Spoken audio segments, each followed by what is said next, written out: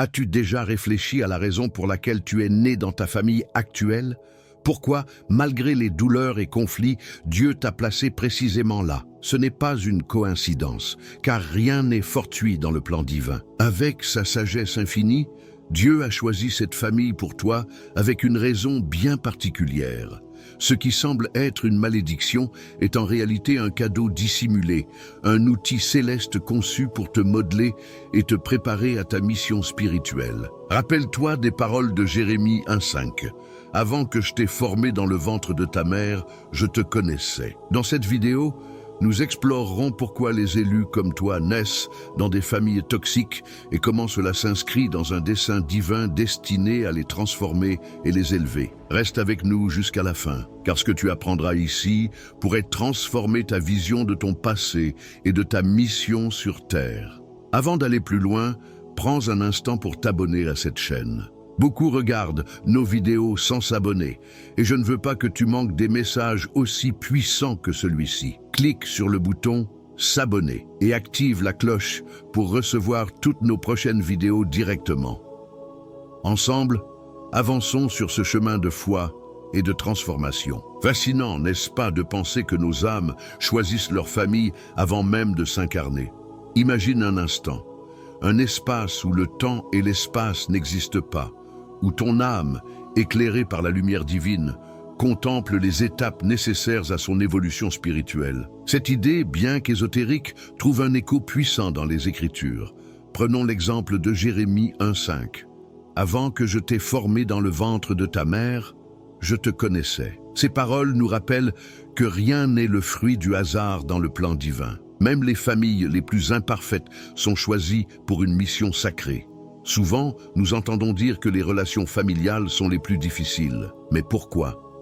Peut-être parce qu'elles sont précisément le lieu où nos forces et nos faiblesses sont mises à l'épreuve. Dans sa sagesse infinie, Dieu place nos âmes dans des environnements spécifiques pour leur apprendre les leçons nécessaires à leur croissance.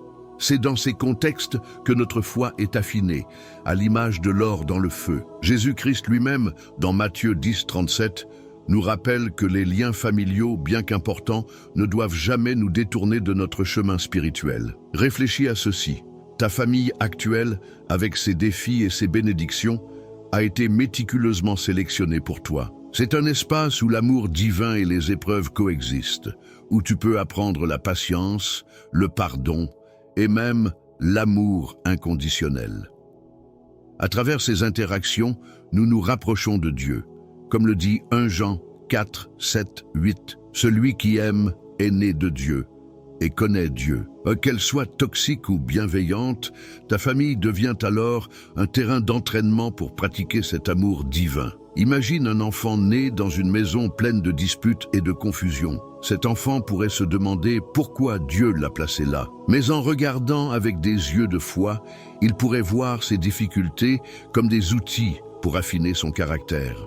La Bible regorge d'exemples où Dieu transforme le mal en bien. Joseph, vendu par ses frères, est devenu un sauveur pour sa famille. Genèse 50:20 nous rappelle « Vous aviez projeté de me faire du mal, mais Dieu l'a transformé en bien. Le même Dieu agit encore aujourd'hui dans nos vies. Lorsqu'une âme choisit une famille, elle accepte aussi un contrat spirituel. Ce contrat, bien qu'il puisse sembler incompréhensible dans l'instant, est scellé avec l'amour et la foi.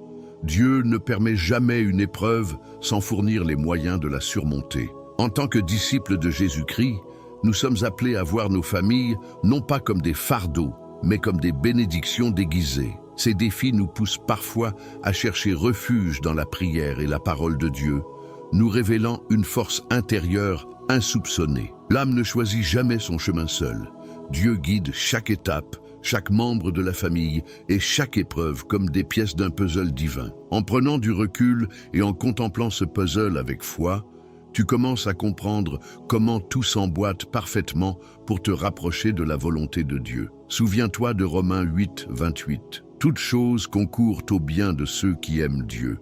Si ta famille ressemble parfois à un champ de bataille, prends un moment pour prier et demander à Dieu de te révéler les leçons cachées. Invoque Jésus-Christ, le Prince de la paix, pour t'éclairer dans cet apprentissage.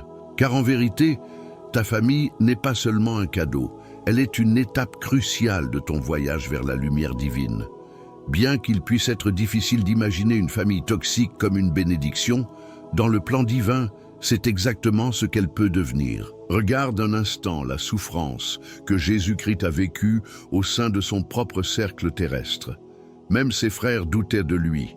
Jean 7,5. Pourtant, il a persévéré, voyant au-delà des blessures humaines pour accomplir sa mission. C'est ici que commence notre réflexion. La famille toxique, bien qu'éprouvante, est souvent l'outil par lequel l'âme est forgée à l'image de Dieu. La douleur, bien qu'amère, a une façon unique de révéler nos forces cachées. Imagine l'âme comme un métal brut placé dans le feu des adversités familiales. Elle est chauffée, pliée, martelée. Ce processus intense produit un outil d'une solidité et d'une utilité incomparables. C'est dans ces épreuves que la foi trouve ses racines. Jacques 1, 2, 4 nous enseigne que les épreuves produisent la persévérance. Si ta famille ressemble à un champ de bataille, rappelle-toi que chaque conflit est une opportunité de grandir spirituellement. As-tu déjà songé à la manière dont Dieu transforme les situations les plus sombres pour nous rapprocher de lui? Prenons l'exemple de David, pourchassé par Saül.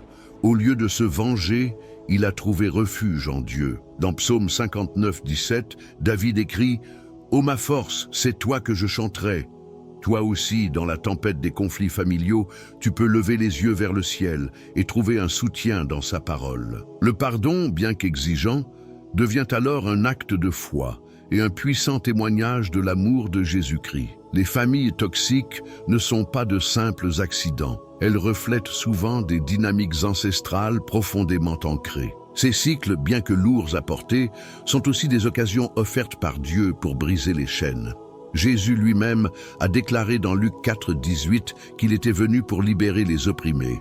En tant qu'élu de Dieu, tu es appelé à être un instrument de cette libération. Par tes choix, tu as le pouvoir de transformer ces dynamiques. Lorsque tu décides de ne pas répondre à la colère par la colère, tu romps une chaîne spirituelle et ouvres la voie à une nouvelle dynamique, basée sur la grâce. Vois la toxicité comme une école du pardon. Bien sûr, cela peut sembler paradoxal, mais pardonner même à ceux qui nous ont le plus blessés est un acte de foi qui nous rapproche du cœur de Dieu. Souviens-toi des paroles de Jésus sur la croix. « Père, pardonne-leur, car ils ne savent pas ce qu'ils font. » Luc 23, 34. Suivre cet exemple n'est pas facile, mais chaque pas vers le pardon est une victoire spirituelle. Si tu réfléchis bien, une famille toxique peut aussi être un moyen pour Dieu de nous enseigner la compassion. Chaque blessure que tu as subie te permet de mieux comprendre la souffrance des autres. Cette empathie devient alors un outil puissant pour le service à Dieu. Comme l'écrit Paul dans 2 Corinthiens 1, 4, « Dieu nous console dans toutes nos détresses, afin que nous puissions consoler ceux qui sont dans la détresse. » Ainsi, ta douleur peut devenir un pont vers la guérison pour autrui. Rappelle-toi enfin que la famille, aussi difficile soit-elle, n'a jamais le dernier mot. C'est Dieu qui détient ce pouvoir. Peu importe l'ampleur de la toxicité, sa grâce est plus grande. Lorsque tu t'attaches à la foi, que tu médites sur la Bible et que tu pries, tu permets à Dieu de transformer ces situations en bénédictions. Tout comme l'or est purifié par le feu, ton âme, forgée dans les défis familiaux, brillera avec une intensité nouvelle pour sa gloire. As-tu déjà réfléchi au poids des schémas générationnels? Ces habitudes, croyances et comportements transmis de génération en génération agissent comme des chaînes invisibles. La Bible parle de ces cycles dans Exode 25, évoquant les iniquités des pères visités sur les enfants jusqu'à la 3e et la 4e génération. Mais ne te décourage pas, car Jésus-Christ est venu briser ces chaînes et apporter une liberté nouvelle. Si ta famille est marquée par la toxicité, sache que tu as le pouvoir, par la foi, de mettre fin à ces cycles et d'ouvrir la voie à des bénédictions générationnelles. Ces schémas négatifs peuvent prendre des formes variées: colère constante, critiques destructrices ou doutes profondément ancrés. Tu peux te demander « Pourquoi moi ?» Mais souviens-toi que les élus de Dieu sont souvent appelés à être des agents de transformation. Pense à Gédéon dans Juge 6. Bien qu'il soit le plus petit de sa famille, Dieu l'a choisi pour sauver Israël et détruire les autels païens. De même, tu es choisi pour cette mission. La première étape pour briser ces cycles est la conscience. Cela passe souvent par la prière et la méditation sur la parole de Dieu. Le psaume 119-105 nous rappelle « Ta parole est une lampe à mes pieds et une lumière sur mon sentier ». En plongeant dans les Écritures, tu trouveras les outils nécessaires pour identifier ces cycles et le courage de les affronter. Dieu ne te laisse jamais seul dans ce combat. Il est ton refuge et ta force, comme l'affirme le psaume 46-2. Ces cycles générationnels, bien qu'ils ressemblent à des malédictions, peuvent aussi être des opportunités déguisées. Chaque fois que tu choisis l'amour plutôt que la colère, ou le pardon plutôt que la vengeance, tu plantes une graine pour une moisson spirituelle future. Jésus nous enseigne dans Matthieu 7-20, « C'est à leurs fruits que vous les reconnaîtrez ». Les choix que tu fais aujourd'hui peuvent porter des fruits spirituels pour les générations à venir. Parfois, briser ces cycles demande des actions concrètes. Cela peut impliquer de chercher de l'aide, que ce soit auprès d'un conseiller spirituel ou d'une communauté de foi. Rappelle-toi que même Moïse avait besoin de l'aide d'Aaron et d'Hur pour tenir ses bras levés lors d'un combat. Exode 17-12. Ne crains pas de demander du soutien, cela montre non pas une faiblesse, mais une grande sagesse. La prière joue un rôle clé dans ce processus. Lorsque tu te heurtes à une habitude ou une croyance toxique, adresse-toi à Dieu avec honnêteté. Demande-lui de révéler les racines de ces schémas et de te donner la force de les déraciner. 2 Corinthiens 10-4 déclare « Les armes avec lesquelles nous combattons ne sont pas charnelles, elles sont puissantes devant Dieu pour renverser des forteresses. » Par la prière, tu peux détruire ces forteresses générationnelles. Enfin, rappelle-toi que la victoire est déjà acquise en Christ. Colossiens 2-15 nous dit que Jésus a dépouillé les puissances et autorités, triomphant d'elles à la croix. Peu importe la profondeur ou la complexité des cycles dans ta famille, ils ne peuvent résister à la puissance de Dieu. La famille agit comme un miroir. Elle reflète nos forces, nos faiblesses, nos blessures enfouies et nos potentiels inexploités. Ce miroir peut sembler dur, voire cruel, mais il est un outil puissant dans les mains de Dieu. Jésus lui-même a connu ce reflet dans ses relations familiales. Rappelle-toi cet épisode poignant de Marc 3-21, où sa propre famille pensait qu'il avait perdu la raison. Cet événement nous montre que même dans l'imperfection, la famille peut devenir un terreau fertile pour la croissance spirituelle. Dans ses relations intimes, les défauts que nous percevons chez les autres sont souvent un écho des nôtres. Dieu utilise ces interactions pour nous révéler ce que nous devons travailler. Par exemple, un désaccord avec un parent ou un frère peut exposer notre impatience ou notre désir de contrôle. Jésus nous appelle dans Matthieu 7-5 à d'abord retirer la poutre de notre propre œil avant de juger les autres. La famille devient ainsi une invitation à l'humilité et à l'introspection. Ces reflets ne visent pas à nous accabler, mais à nous transformer. Regarde l'histoire de Jacob et Ésaü dans Genèse 33. Leur conflit était profond, mais lors de leur réconciliation, Jacob a vu dans le visage de son frère une manifestation de la grâce divine. De la même manière, les relations les plus fracturées dans nos familles peuvent révéler une part de cette grâce lorsque nous les abordons avec foi et amour. Ce miroir familial nous pousse également à pardonner. Pardonner à ceux qui nous ont blessés, mais aussi nous pardonner à nous-mêmes. Éphésiens 4-32 nous enseigne « Soyez bons les uns envers les autres, pleins de compassion. Pardonnez-vous réciproquement, comme Dieu vous a pardonné en Christ. » En apprenant à pardonner dans le cadre familial, nous expérimentons une libération spirituelle qui transforme nos cœurs et ceux des autres. Lorsque les relations familiales deviennent difficiles, elles révèlent également notre dépendance envers Dieu. Ces moments de conflit ou de tension sont des rappels que nous ne pouvons pas tout maîtriser par nos propres forces. La prière devient alors une ancre essentielle.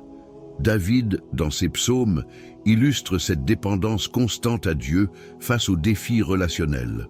Le psaume 55-22 nous invite à jeter nos fardeaux sur le Seigneur, car il prend soin de nous.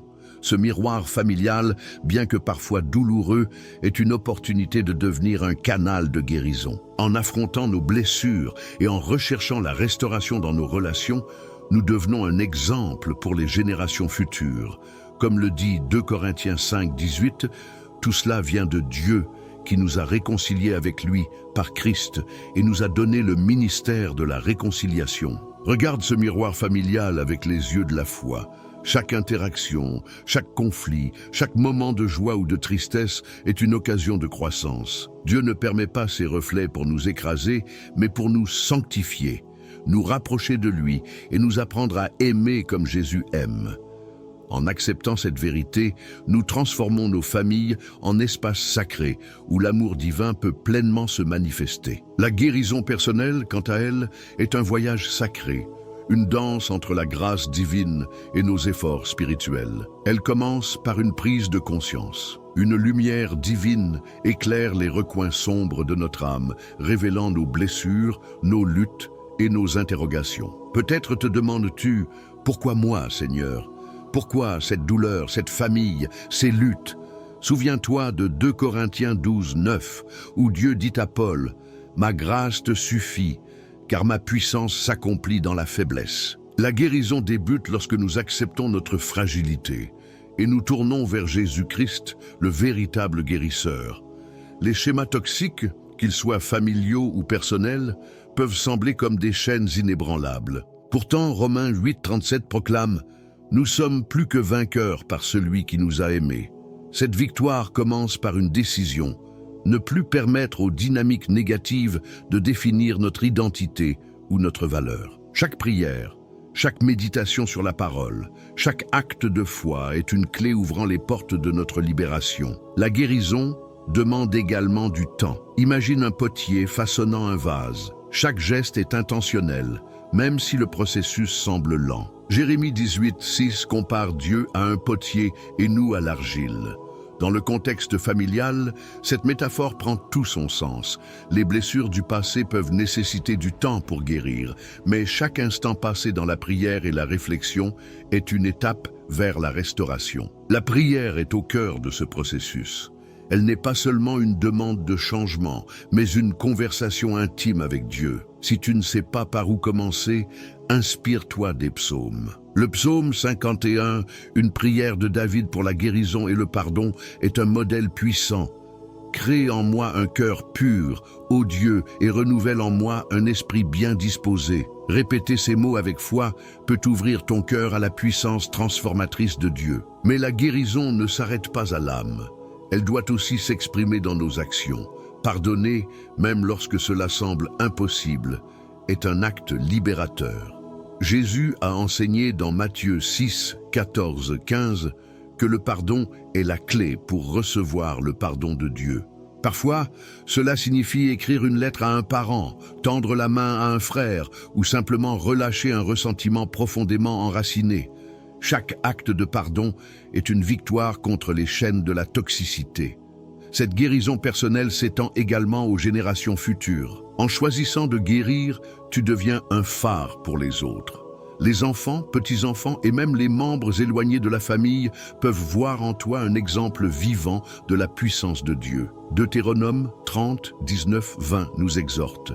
« Choisis la vie afin que toi et ta descendance viviez. » En acceptant de guérir, tu ouvres la voie à un héritage spirituel fondé sur la foi, l'amour et la réconciliation. Choisir la vie, c'est embrasser pleinement l'appel que Dieu a placé sur ton existence et sur celle de ta descendance. Cette vie commence par un cœur transformé, un esprit renouvelé et une âme libérée des chaînes du passé. Rappelle-toi que cette guérison n'est pas seulement un miracle à recevoir, mais également une mission à accomplir. Quand Dieu nous libère, il nous confie la responsabilité de partager notre transformation. Ton témoignage, aussi simple qu'il puisse te paraître, peut être une lumière pour quelqu'un d'autre. Comme le dit Apocalypse 12, 11, « Ils l'ont vaincu à cause du sang de l'agneau et à cause de la parole de leur témoignage. » Ta guérison personnelle dépasse ta propre vie. Elle est une preuve vivante de l'amour et de la puissance de Jésus-Christ, un témoignage qui peut inspirer et guider ceux qui traversent des luttes similaires. Pose-toi cette question. Comment perçois-tu ta famille aujourd'hui? Crois-tu que Dieu peut transformer ces défis, ces douleurs, en un levier pour ta croissance spirituelle et pour bénir ton avenir? Parle de ton ressenti ou de ton histoire dans les commentaires. Ton expérience, si modeste soit-elle, peut apporter force et encouragement à quelqu'un qui cherche une réponse ou un peu de lumière dans son obscurité. N'oublie pas de t'abonner à cette chaîne et d'activer les notifications. En faisant cela, tu t'assures de ne manquer aucun message qui pourrait nourrir ta foi et transformer ta vie spirituelle. Partage également cette vidéo avec quelqu'un qui en a besoin, car ce message pourrait être la réponse à une prière désespérée. En offrant cet acte simple, tu participes à l'œuvre de Dieu dans la vie d'autrui. Et maintenant, prends le temps de découvrir la prochaine vidéo qui apparaît sur ton écran. Ce contenu pourrait bien être le prochain pas que Dieu te guide à faire sur ton chemin de foi. Je suis Olivier et c'est un immense privilège de marcher à tes côtés dans cette aventure spirituelle. Que Dieu te comble de ses bénédictions et te guide avec amour. À très bientôt dans une nouvelle étape de ce voyage vers la lumière divine.